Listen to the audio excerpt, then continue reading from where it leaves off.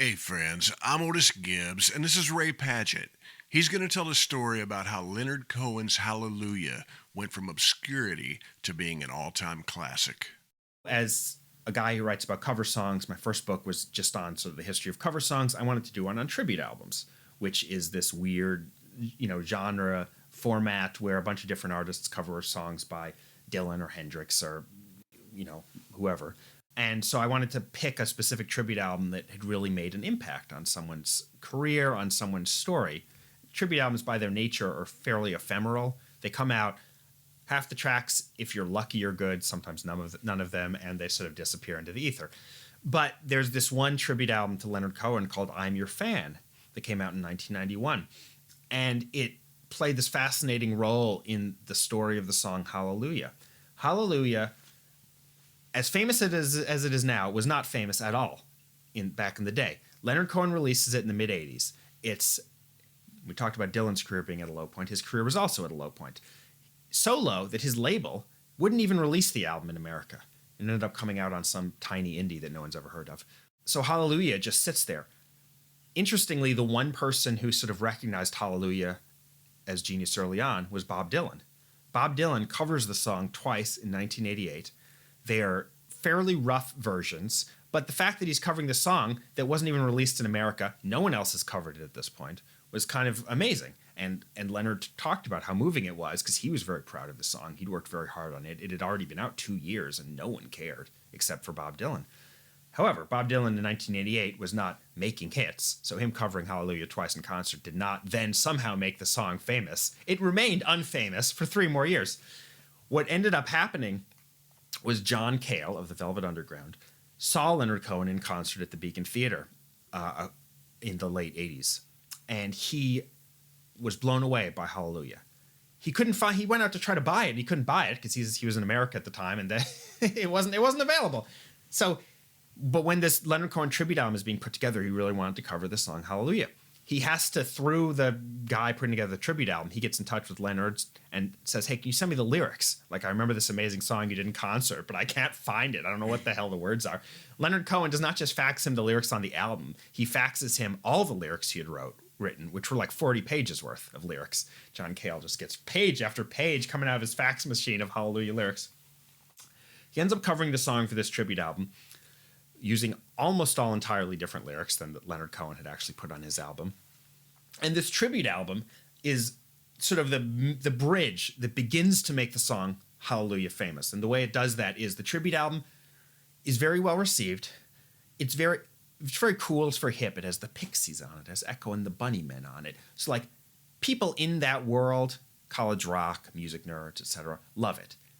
It's not like a bestseller or anything, but enough people buy it that one day a very young new artist named Jeff Buckley is cat sitting at his friend's house.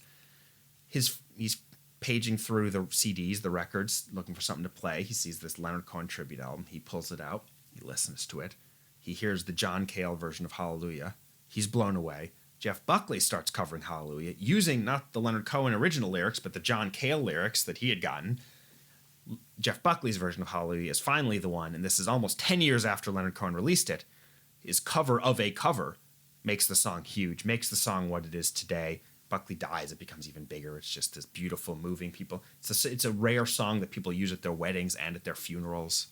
Paul Simon has talked about the song and saying, no matter how great a writer you are, there's only a couple times that a song comes to you like that. He compares it to his own Bridge Over Troubled Water, that just is like a song that's bigger than you. It doesn't even really matter that Paul Simon wrote Bridge Over Troubled Water at this point. It's just this song that it's like it's always existed, and he's saying that about Hallelujah too. It's just this mammoth song that the fact that not only Leonard Cohen wrote it in our lifetimes, but that it was a ways into Leonard Cohen's career. It's not even from like his, beloved 70s output. It's this sort of synthesizer drum machine 80s song that just became, massive. It's much bigger than Leonard Cohen, and probably at this point, 3/4 of the people who know or sing the song don't even know it's by Leonard Cohen. But it was all because of this weird step, that the middle step of which was this tribute album that came out in the 90s. Do we know how many copies were pressed of that tribute album? It couldn't be many. It was more than you might think. It was originally released on a it was put together for a French magazine called Les Inroctables. I don't speak French, and it's a made up word, so I'm probably wrong in multiple ways on that, but something like that. But they got enough sort of bubbling hip bands. John Cale was probably the oldest by like 30 years. Like I say, Pixies, James is on that, House of Love, and various other bands that seemed like they might become the next Pixies and didn't. So they ended up licensing it to Atlantic. So it sort of got distributed by a major. Again, it's not, I don't think if you look at the Billboard charts, it's going to pop up. But it wasn't quite as underground just because there was this sort of, I think this is like right as Nirvana's cresting. They're not on the album, but there's this looking for the next wave of, the next band, REM, I didn't even mention they're on the album. So it did fairly well, especially as far as tribute albums go. Yeah, I mean, these days people put it on their Christmas albums. It's not a Christmas song. Nothing about it is a Christmas song. And in fact, it's a fairly sexual song. So not only is it not a Christmas song, it's in some ways the opposite of a Christmas song. Nevertheless, again, it exists beyond whatever Leonard Cohen intended or how he wrote it. It's just one of these songs. I mean, even at the end of Leonard Cohen's life, he's very polite. He wasn't saying it meanly, but he had an interview where he sort of said, maybe we should cool it on the Hallelujah for a while. Even he was starting to get a little sick of that song by the end. I don't remember. It's been a while since I've read the Sylvie Simmons book, but I'm curious if he talks about any of that in there.